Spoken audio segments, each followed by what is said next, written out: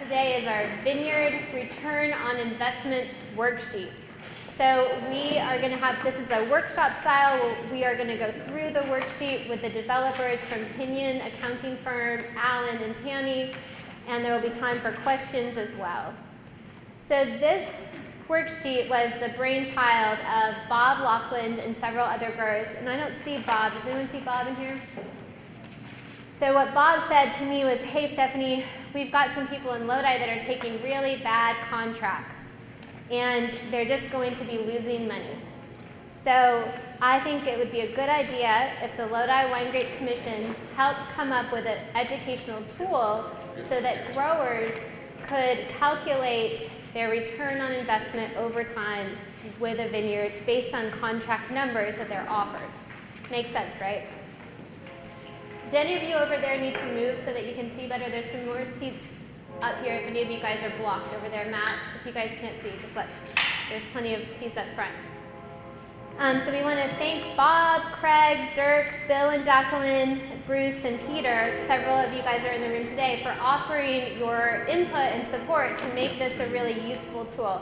It actually took us about a year and a half to come up with something in the end that was practical and useful and accurate as it could be. So if you're sitting on the edge over here or up front over here and there's a loud noise, if you'll just close the doors for us.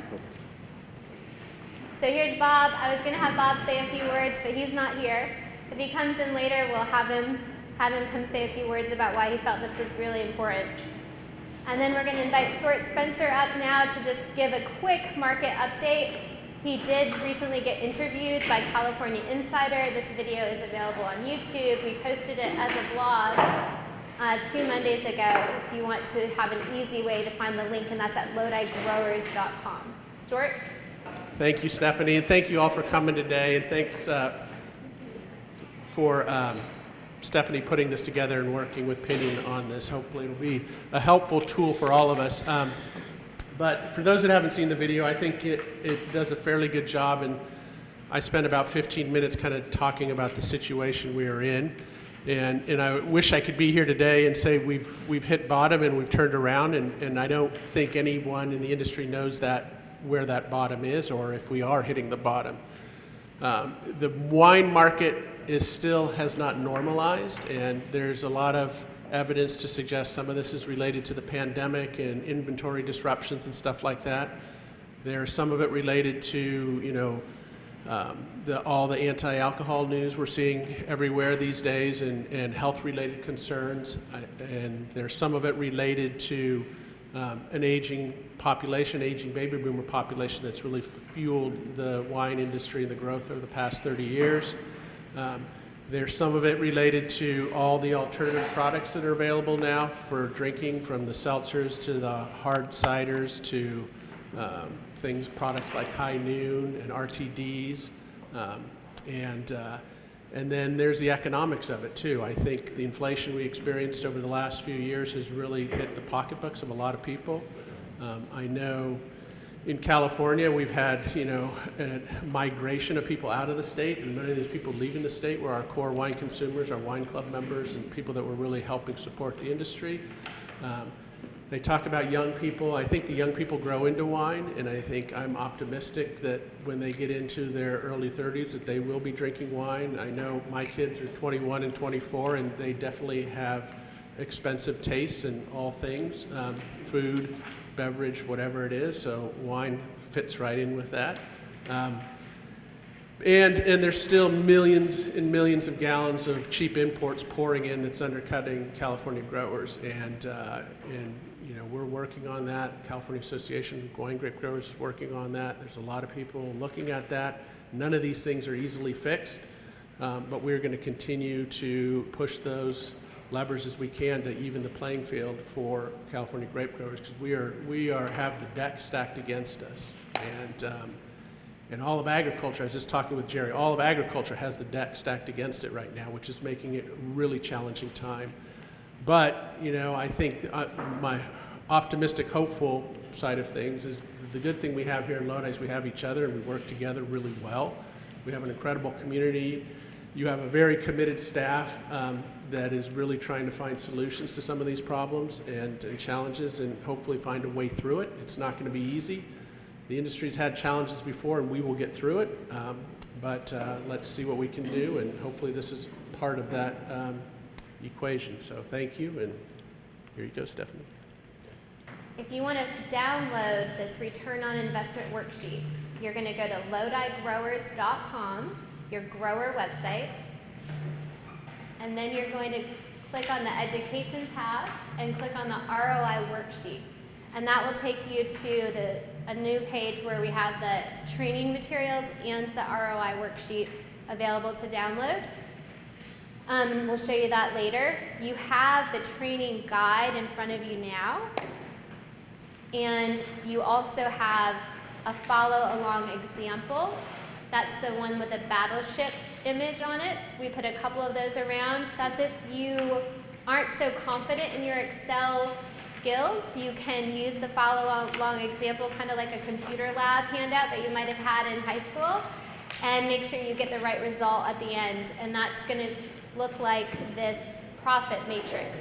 So after you take the time to enter in all of your different input costs throughout the Excel file, in the end you get your profit matrix, which shows you for the red if you're having a loss, or in the green if you're having some profit per acre.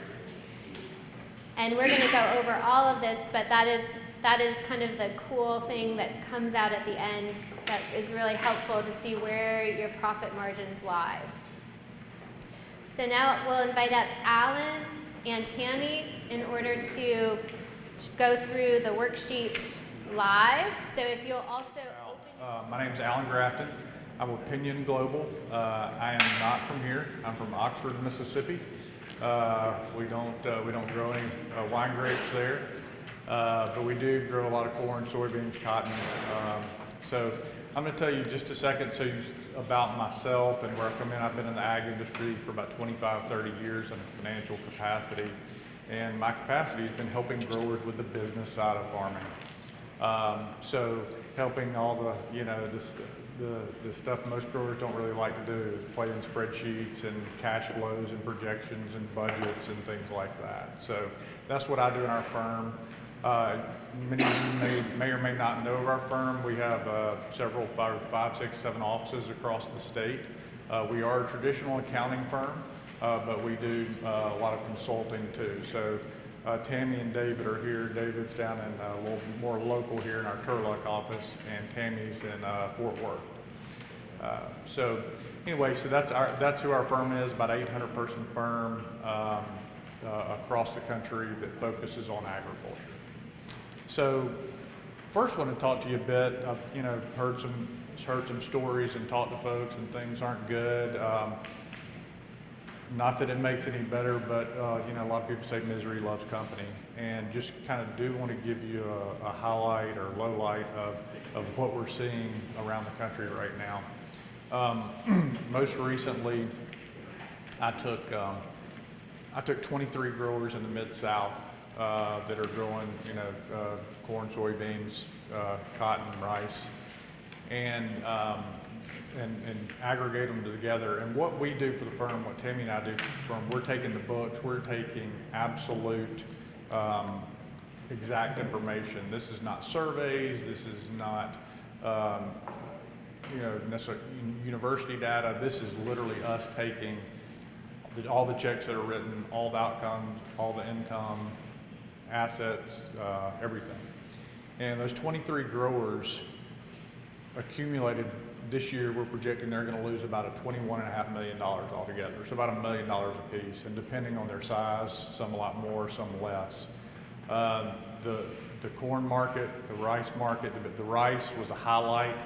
Looked like they were only going to lose about $80 to $100 an acre. Everything else was from $150 to $250 an acre. So we did all this to making sure we're giving this to different folks across the country, saying, hey, here's what we're experiencing. And it feels like they're experiencing the same thing you guys are.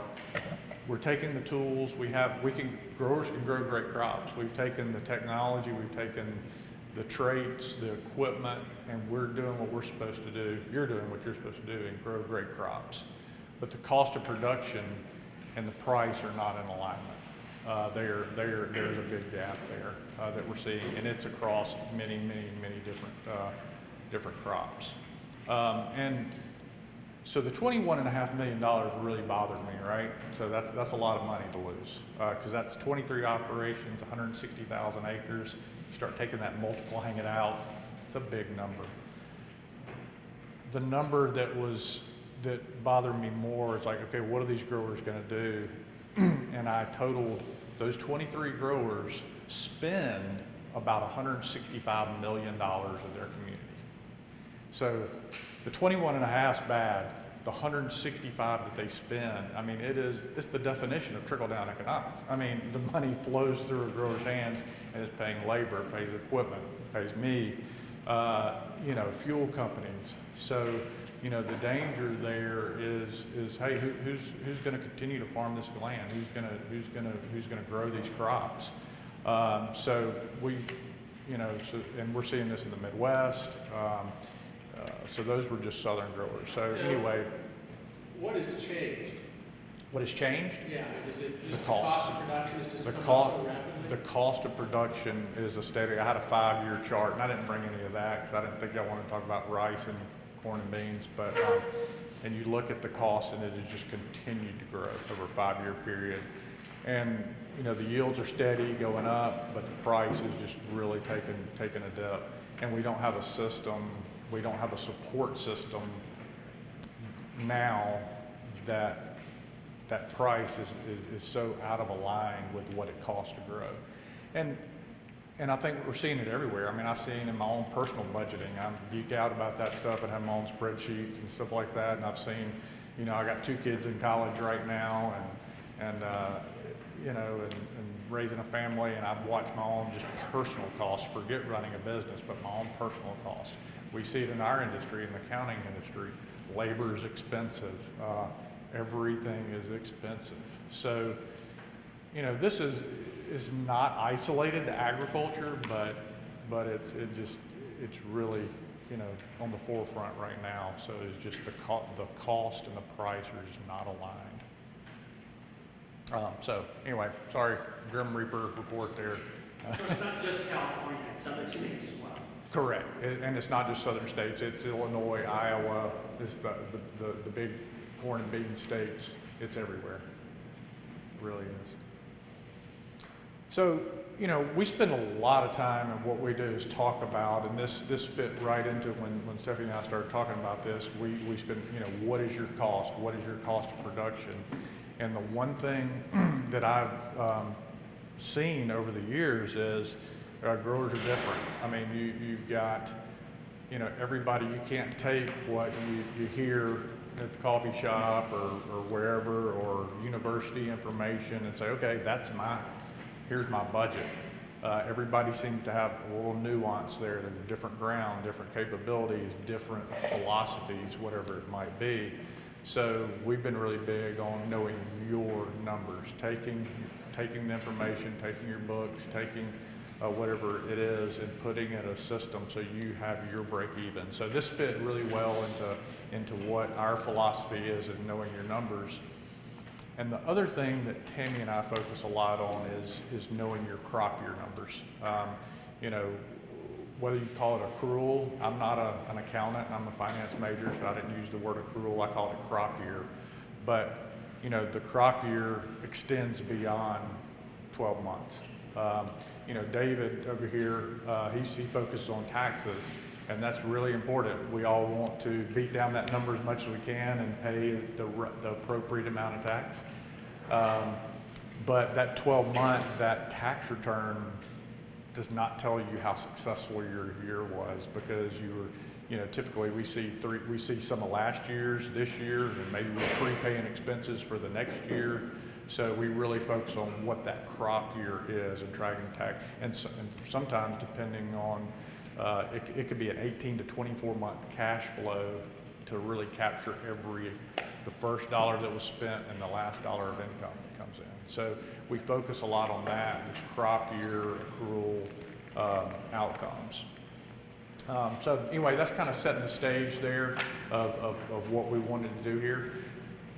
What we do is typically it might be a little more complex and have a lot of going on, but we wanted to try to build something that was simple and straightforward, and we do realize a lot of you have spent probably tons of time in spreadsheets, and when you're the author of a spreadsheet, it seems really easy, but when you take somebody else's, sometimes it's confusing.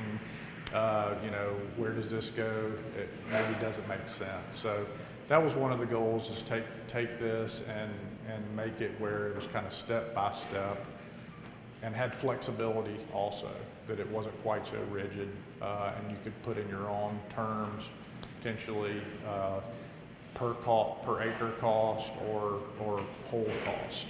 So that's what we're going to see here. So we're going to walk through an example. Sorry, I've been talking nonstop there. We're going to have some questions at the end. As we go through this, if you have a question, go ahead and raise your hand. We'll try and address it in a moment to make sure we want you guys to leave understanding how to work this sheet. So we're going to be going, Tammy, if you'll hand me, well, you keep that one, I'll grab another one. So, you have in front of you a training guide, which is probably about 35 pages long, that literally has snapshots of each thing, the items circled, where to put things, has a description, also has a glossary in there to tell you terms, how we might recognize them. We tried to do things how a grower would recognize them, and Stephanie was very helpful on that, saying, no, that doesn't work, I'm not going to understand that. This is how they would use this term. So hopefully that works for you. In each tab, so this is Excel, we have a whole instructions tab. And let's see if my little clicker, I got to put on my glasses here.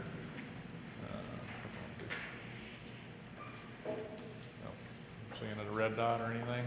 Yeah. I can't see it. I'm colorblind. And okay, there it is. Okay, all right. I'm a numbers guy, not a colors guy. Matter of fact, our team, they're very aware when we do the color coding. It's like they can't be similar colors. They have to be very, be able to tell the difference. So there's an instruction tab. Scroll down through there, Tammy, that has a look, explains each category, the income tab, cost tab, replant, variable. So it explains what these are, explains also, what the different colors mean, where you can put information in, or what has calculations, what has drop-down list, to where you can, only have certain choices. So there's the values by the color that you can fill those in. So hopefully that's very understandable as you go through this. Yep. Let's go over very basics, just in case anyone's kind of new to Excel. So along the bottom in the gray, these are called tabs or sheets. We call them tabs and everything today. Along the top, you have the column letters, A, B, C, D, and along the side, you have row numbers. So that's going to help you if you could use that follow along example. And then Alan, you need to point anything out, you can say D5. Okay, great. Yeah, perfect. One of the things I always like to remember is that great save button right there. So if you get part way through it, you get a sheet or two in it, just randomly hit it just every once in a while so you don't lose all your work coming from experience there.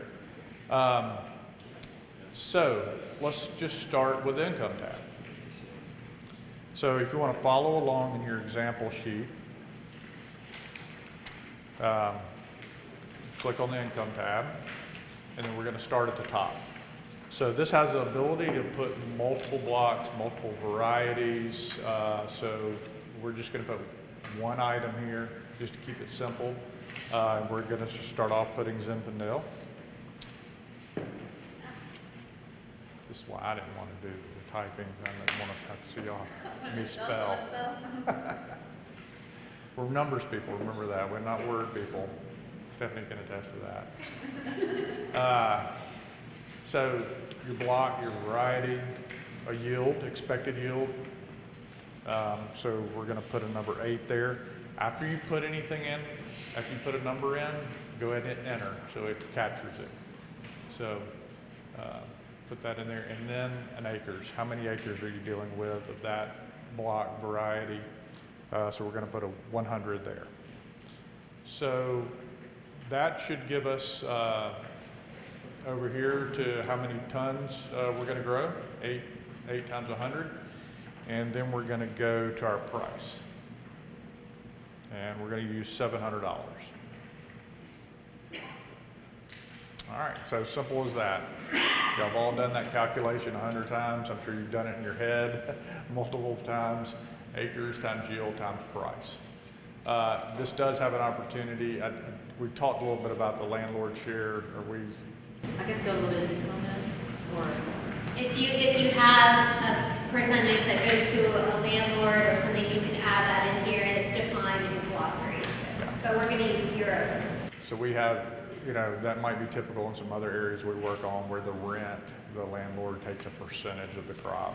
So it kind of takes off the top. So that's when we have that there. But we'll certainly use 0 there. So the crop is not the only thing the only income source typically on the farm. We also have other income sources. So we can also include those here. Typically each block has a place for notes. So government payments, grant income, if you custom hire. We want things here that are farm related. So if you have a spouse who has a job, if you have a spouse who has a job off farm, say a school teacher, and we don't want to include that. We want to use just farm income type, so sources that the expenses to get there in the income statement are all farm related.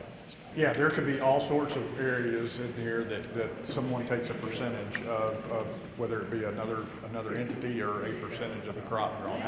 Absolutely. So we're going to just use, what do we got here? 0. Okay, all right, no money. So sorry, you guys aren't making any money outside the crop. We encourage you to do so. But for this example, This example, we're going to have 0. All right, so next we have, these are assessment fees or contra revenue. So these are also areas that automatically take. So we have California Air Board mitigation plan fee, irrigated lands regulatory program, things like that. And you can see there has examples of items that you can go ahead and place in those areas. So cell L22, Stephanie said, L on the top, 22 over, and you'll know where those numbers go. So Tammy's going to put $100, 500, 100, and L24. Oh yes, sorry. And these are things coming out, so they're negative numbers. So unfortunately, bad numbers, negatives. All right, so that's really it for that first page. So pretty simple.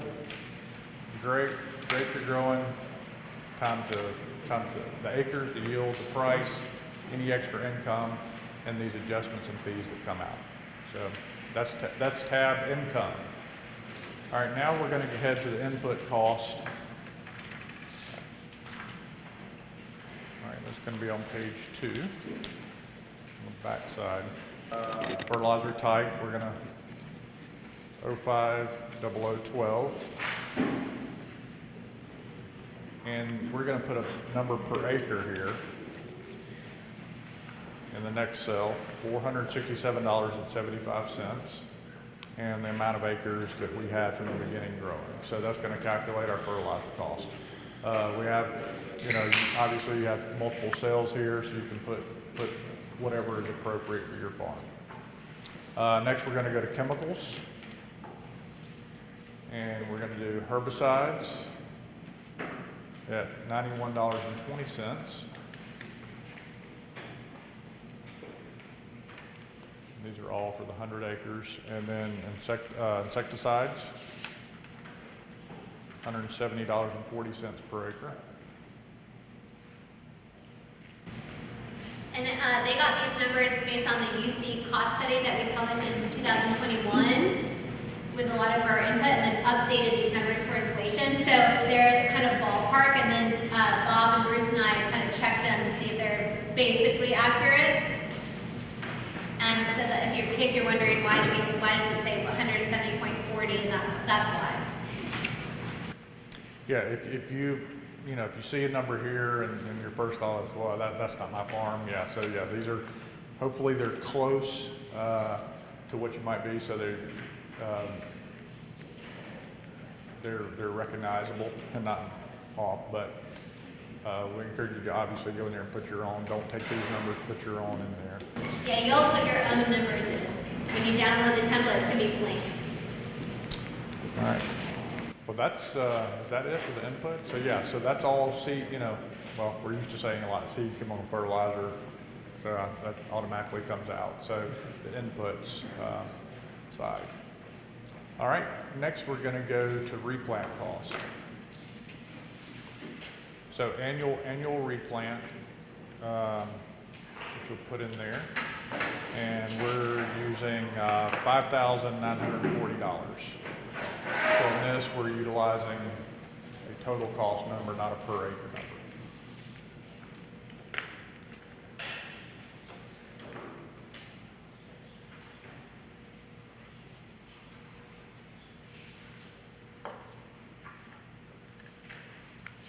All right, that's it for that tab, I believe. I'm sorry to tell you, but the next couple are going to get a lot more. They're not there's a lot more items than the other ones. So now we're going to go to variable cost. And those are typically, that's how we always think about it, is, what are variable costs, what are costs depending on, a variety or maybe a block that are specific to an area that we have year over year, and then, that could vary, and then what do we think about fixed costs? That's always kind of how we go through the process. So this next section, we're gonna start off with labor, and let's see. So you can see we have lots of areas that are already populated, but we're just going to fill in for generic labor cost. And cell F10, we're going to use $107,160. So most of you would be able to pull that from your books to see what you've spent on labor from the previous year, previous 2 or 3 years, maybe adjusting for inflation as we've talked about to budget. And then management labor salary, we're using $44,880. Now we're going to scroll down to contract labor custom hire.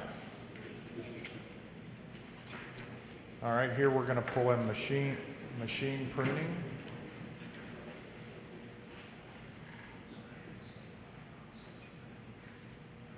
And use $14,850.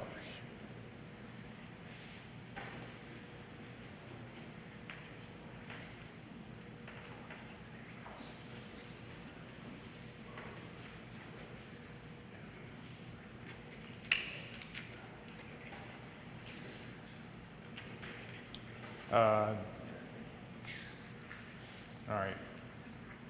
I don't know how to pronounce that, so we don't have that in Mississippi. All right. $660. Does that sound right? And then we're going to go to machine harvest. $46,750. And then haul to crusher. $24,200.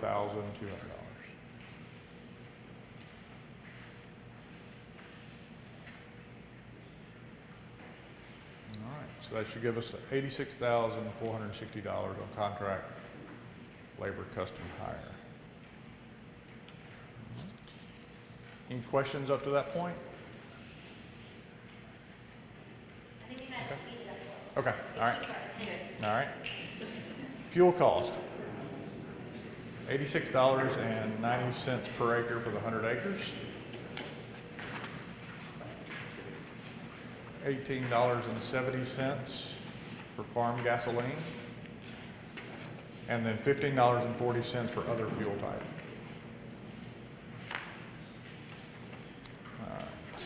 Irrigation cost, cell 838, water, $301.40. And then system aids, $9 per acre.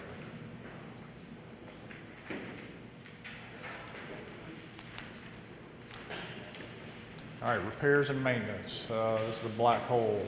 We did the best we can for budgeting this, but stuff happens. Investment repairs, $19,920. Other repairs, $3,250.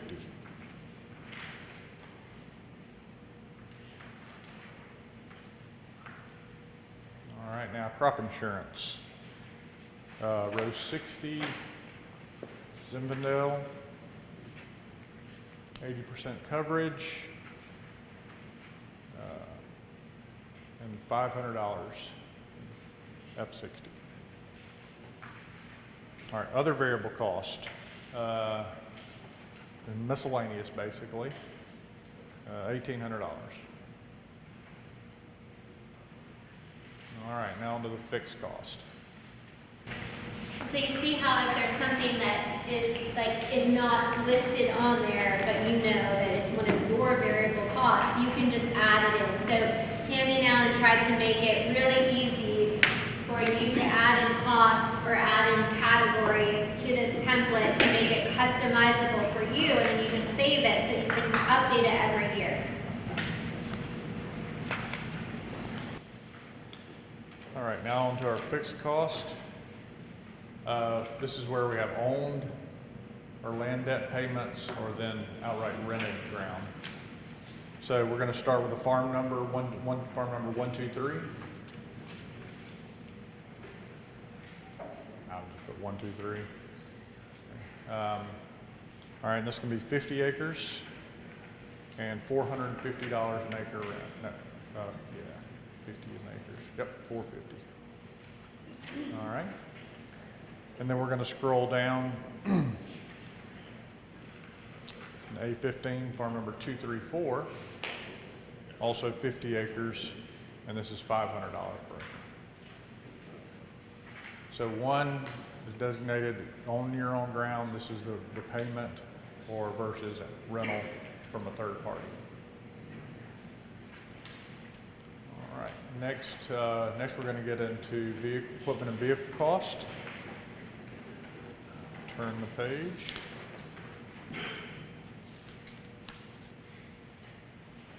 All right, 836 tractor, quantity 1, $6,000. All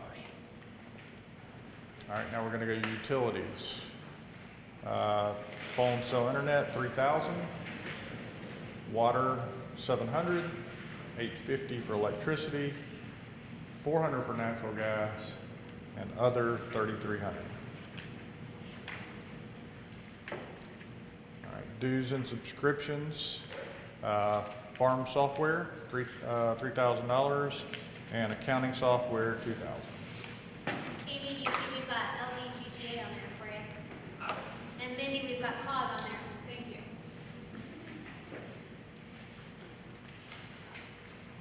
And then any other at the bottom, other dues and subscriptions that you might specific to your farm. Professional fees, $3,000.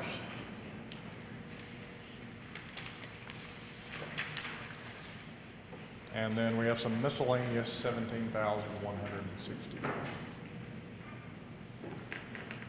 And now we get into insurance. This is liability, property insurance. The other one was crop insurance that we spoke to. So we have those in separate areas. $650 for liability and $4,030 for property.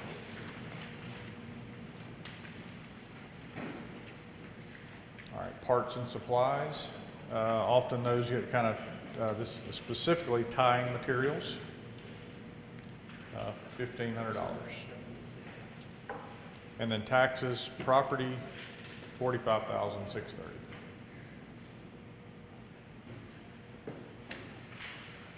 And then we have some contributions and donations. And this is what I mean. Often we talk about, we include everything. I mean, you know, a lot of times people only think about the fertilizer and you know, chemicals and fuel, but there's a lot of things that end up coming out of the P&L. So we really want to try to include everything as we do a cost of production. And then now we're getting into interest payments. So truck, the principal amount going into the year is $12,000. We can have a place to put the interest rate, the number of payments, and the payment number. Oh, 12, and then 1. So first I looked at this like, wait a second, this isn't near big enough for my truck payment. This is just the interest. So as good proper accountants are, only the interest comes out of the P&L, the principal payment comes out on the balance sheet. So I have trouble remembering that sometimes. All right, and miscellaneous interest, $6,400. All right. Okay, so that was all the numbers. That was all the income numbers. That was all the expense numbers. You can see we left a lot of it open-ended that you could put, but hopefully, you know, included a lot of what you commonly see. So this is where we start doing, where the calculations come into account. So Stephanie mentioned the price matrix. So in this box here, where's my little dot? There we go. So you can do a range of price change. So Tammy's going to put 25.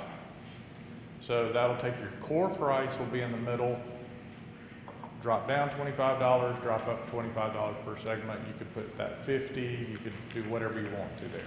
And then yield changes. I think we're using 0.25 for yield change. So you have the option there. Nothing else you touch in this sheet. Those are the only things that you touch after you've filled out those other 5 tabs.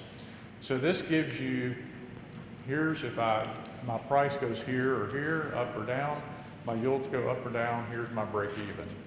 And then you can also go to the left there, Tammy. So this also gives you the projections that you see in the whole numbers and by per acre and by per ton, I'm guessing we have there on the far right. So total, per acre, and per ton. So nice little budget there to look at and know, you know, where that can move. And you know, as you saw at the beginning, you know, you could put, this is just multiple. It would combine all your crops, all your fields, different varieties into one and aggregate those. Or if you wanted to isolate one, you can have this isolated to one specific variety if you wanted to. So it can be used in multiple ways. It can be used as a whole farm or specifically to one field or variety.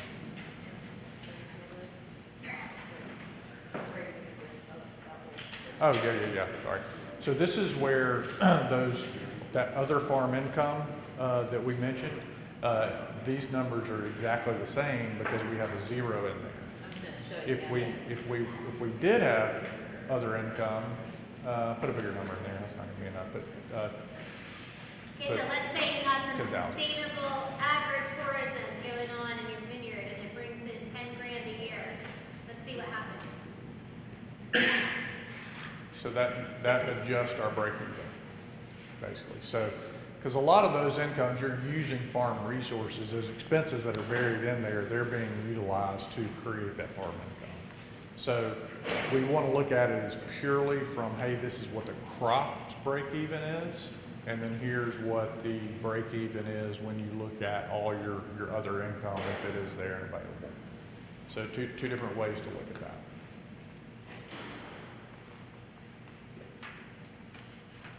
All right, so those are basically where put in the income, put in the expenses, and then the others. So now we want to talk about the future a little bit. So this is where we look at, okay, you know, this is where we get a little scared, right? So we say, hey, we look and we think, okay, we've seen it, inflation. You know, we've seen our costs go up. So this gives you an opportunity to put in inflation numbers and see year over year what that would do to your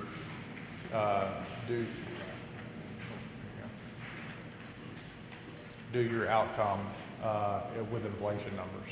So if your revenue stayed the same, if you continue to yield the same acres, yield the same crop, and you continue to get the same price for it, but we have increased cost, you know, what are we going to have to look at in the future? What is going to have to change? We're going to have to get a better, you either yield better, either get a better price, or somehow drive the cost down and be more efficient.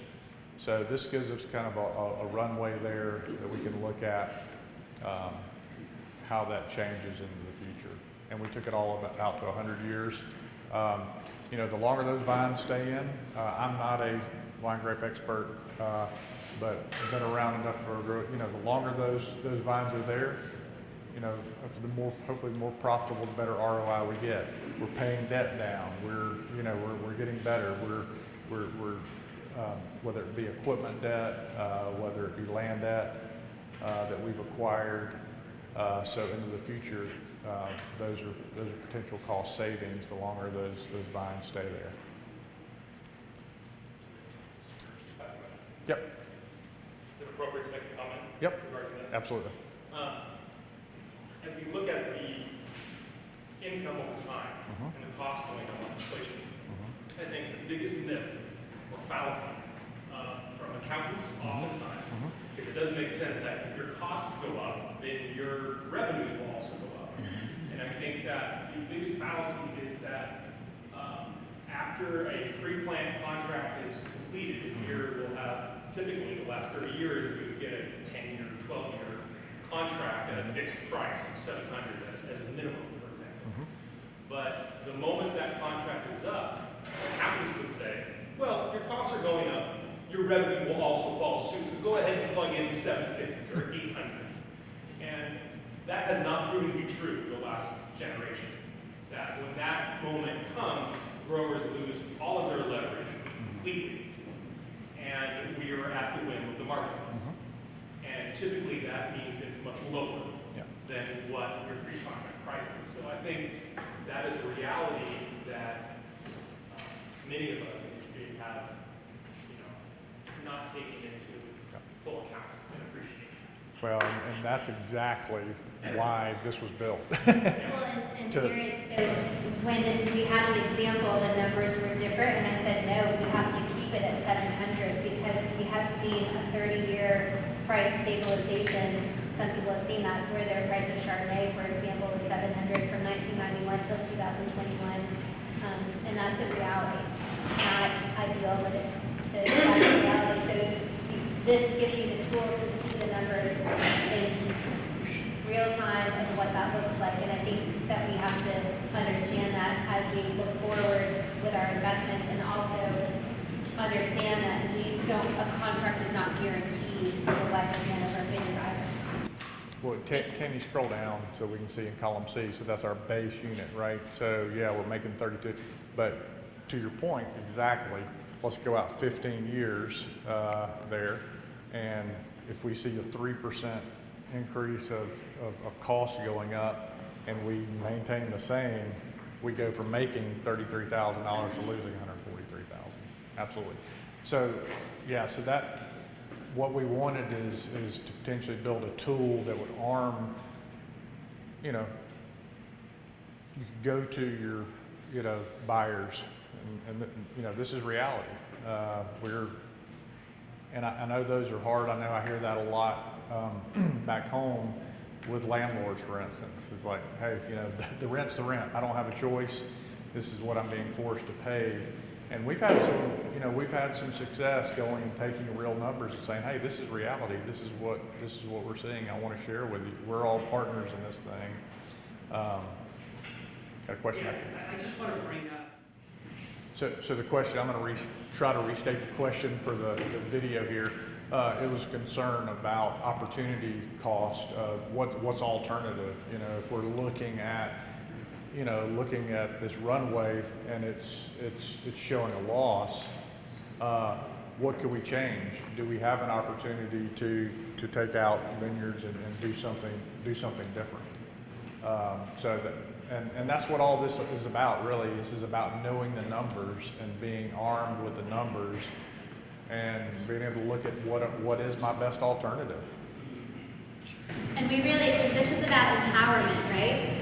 We, like Alan just said, if you know whether to enter into a contract or not, or it will help you make these hard, tough decisions, correct? And Dawson's got a microphone. That was what I was going to say. This is about you walking in to sit down with that winery, knowing what your numbers are, and when they come to you and say, well, I can pay you $5.50 a ton and 10 ton to the acre for a 10-year planting deal, you can say, well, that's great, but that doesn't work. You do it. Plant it on your own property. You pay yourself that money. And I know that's easier said than done, and I know that's not what we can all do, but at least it gives you that information to be able to make that decision versus going in with just your knowledge of what you do, maybe not knowledge of all the numbers with inflation and everything else. So it really is about empowering yourself to be able to make that decision and say, you know what, sorry winery, there is alternative opportunities and I'm gonna go that route. And you know what, if enough of us say that for long enough and they see enough of that, price has no choice but to go up. It's a supply and demand thing. Thank you. I asked this gentleman, what's the opposite of roller crops? And he said, permanent crops. And there's a major difference, 22,000 per acre to pull out, or 22,000 to replant, or more than that. So those should increase our overall value. Yeah, far different conversation in permanent crops versus annual row crops, 100%. Questions over here? We're in a completely different situation than we were years ago. Years ago, when you planted a permanent crop, you planted grapes, and your contract was up, it was not too hard to find a contract. It might be a little bit more, a little bit less, but you usually could find one. And today it's different. And so now if you have an 8-year contract, the first 3 years are used up just getting it into production. And then so you basically have 5 years out of, if the life now is 25 years on the vineyards, because a lot of them are second generation. So that's a pretty risky situation to get involved in, especially in today's market. Absolutely. And part of this and my little speech I did about the beginning was really just, as an industry, that whole trickle down effect, it trickles down to everybody else that supports the industry, and it trickles down to the winemakers, right? It trickles up, maybe. So just that knowledge. So that's kind of what we're doing a lot of lately, is just kind of spreading this word, saying, hey, this is, in its current state, continuing to go this way is not sustainable. We have to, there has to be some sort of change, whether it be a cost change or a revenue change, what we're getting for what it currently costs in the market. You have a question? One thing coming from different permanent crops and working with different permanent crops that I feel like is never factored into the big plan is pulling out and replanting in general, just establishment costs. So I think that's something that you should factor into that too, is the cost of pulling out something to start something new. I mean, you're looking at something over, 25, 30 years, but no one ever calculates that in, that's a big cost. Yeah, in 1 absolutely. year. And then you got to pre-plan with whatever you're going into next, and that's another big cost. So I feel like working with some of the grape growers and working with almonds and walnuts too, it's, everybody's kind of in the same boat where there's a lot of stuff that was planted 30 years ago, 25 years ago, and no one's ever thinking like, hey, I need to kind of save up, a little bit every year, or I need to expect, in 5 years from now, I'm going to have this huge cost up front because it's extremely expensive to pull things off. Yeah, with no. And so if you keep going, so we stopped at the comparison, is that where we stopped? No, the income statement, we did the comparison. So the year over year is where you'll find opportunity to put that in. So we can put in redevelopment cost, other capital expenditures, asset sales, things like that. So negative numbers in those gray cells there. We also have operating loan beginning balance, because this sheet actually goes out it goes to 100 years. After 25 years, then it starts going in larger chunks. But we can, this will allow you to say, hey, I know in 10 years we're going to have to replant this vineyard, or add to it, or whatever it might be. So this is where you would project out there.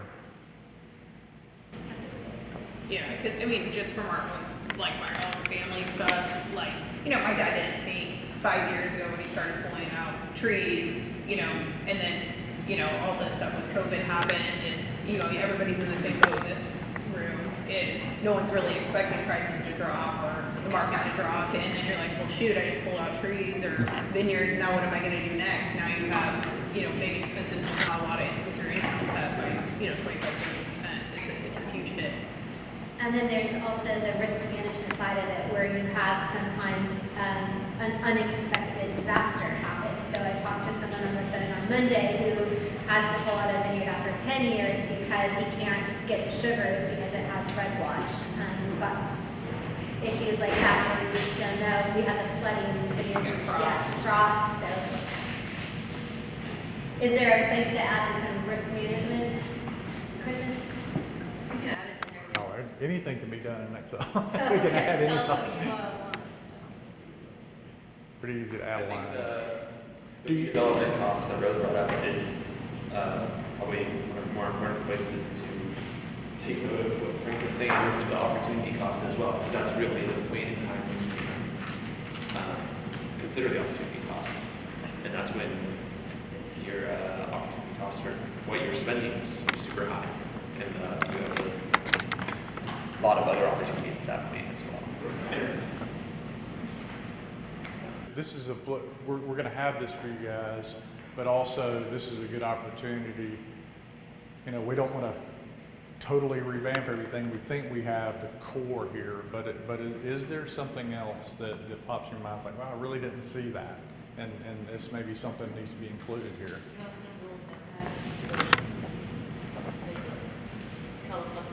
Oh, thank you, Tammy. So, Tammy, if you want to leave or if you have a home for your Lodi, she's been the best help today in this meeting. So you have index cards also here, and so if you think of something that you want to add or whatever, or anything you want to tell us, and you don't want to say it out loud, you can use these index cards as well. Thank you, Tammy. Aaron? Yeah, I think one thing that would be helpful, considering your development, is if that happens ever again, but I maybe not. To be able to start it at year 1 or year 0 and plug in your land value, right? Plug in all your development costs, all your variable costs over that period of time, 25-year lifetime of that investment, and then you theoretically exit that land price, whether that may be appreciated or not. Right. And then actually calculate your IRR, your internal rate of return, based on that time period. And that way you're able to, to Diego's point, if you're at a 10% IRR or 20%, or less than that, and you can compare that to other potential investments that you wish to make. Yeah, absolutely. So that, to me, is a very helpful way of looking at it, so you can see if you want to go into this investment opportunity or not. This is very helpful for those who are looking for short-term contracts, to see how it goes to know your numbers going wrong. But also looking at the appreciation of that asset, the land. So because there's absolutely. We've seen that in our homes and recreational property, all sorts of things. So my suggestion would be to do one that's real specific to pre-plan opportunity development, because that is, again, the only time we growers in a permanent crop like wine grapes have any leverage whatsoever. Right. Is right then. Right then, yeah. And typically, right, unless you happen to come out of contract in a hot market situation. But that's the most critical stage. At that stage is when you're looking at investing, not just a few $1,000s an acre for seed to plant corn or soybeans or beans. Right. You're talking 30 grand an acre. Right. That is a huge investment that needs to be made with a lot of careful Yeah, consideration. a lot of thought goes go into that, absolutely. Thank you. So this is in Excel, It is, correct. and your company built it. Correct. Is it locked or is it editable? Portions of it are locked, and according to that color code, those are what's editable. Okay, so you wouldn't, like under expenses, you wouldn't add any rows in there. Adding what? Rows under there. No, it's all locked up. So, but if you go to the variable cost tab or the fixed cost tab, you can add in categories there under other. Yeah, so go back to go to where some of the expenses were in. So, yeah, so there you can add specifics in here that roll up. So if you had a specific area under other, or I think in multiple areas. It says they will put nothing with formulas or anything like that, so. And if you think you might have messed it up or something, you can reach out to us and we can help you as much as we can, or you can download a new one from their website. Yeah, you can already start fresh and download that new one. Got a question? On the property piece, if you have, a bunch of different acres with different price, you can average. That will average, correct. And that's why I mentioned that earlier about you can use one that has the whole farm with all the different varieties, all the different blocks, and then keep a second one that if you wanted to look at an individual block or variety, kind of stand alone. So. Maybe depreciation costs, but my neighbor spends $22,000 to pull them out, and then $650,000, but $16,000 acre to replant.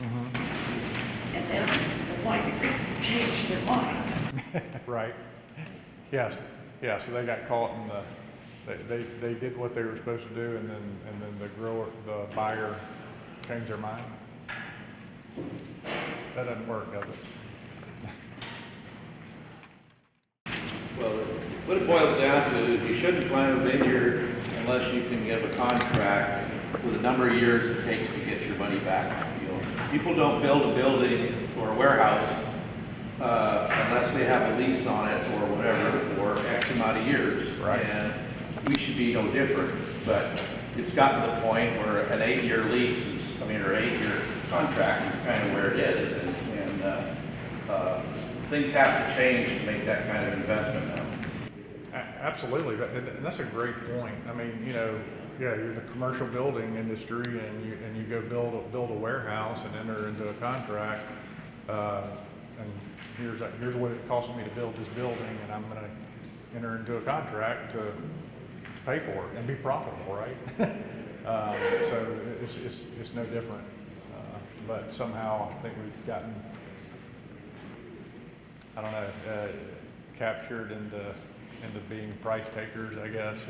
I think sometimes we've forgotten sometimes that's how it works. Well, Because we have been told at different industry events, just keep planting. There's a lot of incentives to keep planting, but I think this shows you that that isn't going to pencil out right now. I was just gonna say, one of the other things, like, piggybacking on that is, I guess, you could kind of put it in a certain way, but, a lot of people are using operating loans to get started, or development loans, and, like, you gotta think about your variable rates that are at 9% right now, that's a huge chunk for, Oh, that's absolutely part of this cost that we've seen grow in the last 3 years is rates. It's playing a huge role. Any other questions or comments? now's a good time. But we're only an email or a phone call away. Thank you. The replant cost, does that reflect into the 25-year that we're looking at, or does that go on the? Yeah, you could put it in almost any way you wanted to. Maybe you're borrowing, say it's gonna cost $500,000. The way you have it down in that tab, is it going to reflect in the income statement? Yes, it will. It reflected that 1 year income statement. Yes, is that right, Tammy? If you put in that replant cost, that's going to reflect in that's base year. Okay. And then the benchmark column that we have, is that based on the UC Davis? I believe so. It's a little bit of a mixture of information, but yes. I think mixture of UC Davis and then having conversation with you guys. And if you see anything that needs to be adjusted in that benchmark data, now's a good time to tell us, well, we can change it right now in real time after the meeting, because we want that benchmark data to be as solid as we can get it. And then is there somewhere where management costs end up? Where do management costs? Management costs, there was on our, was on fixed or variable? It was under labor. Yeah, management labor salary. Okay. Are we talking about draws too? Draws? Well, and there's also, so we see a lot of management labor salary, and then we'll see draws too. So on the year over year, there's a draws in family living. So try to keep it flexible to how some people recognize it differently. Anything else? Okay, we do have a few flash drives left, and I brought extra ones to make if you have like poor internet out in the country and you think that downloading it might take too long, let me know, okay? Let's give them a round of applause.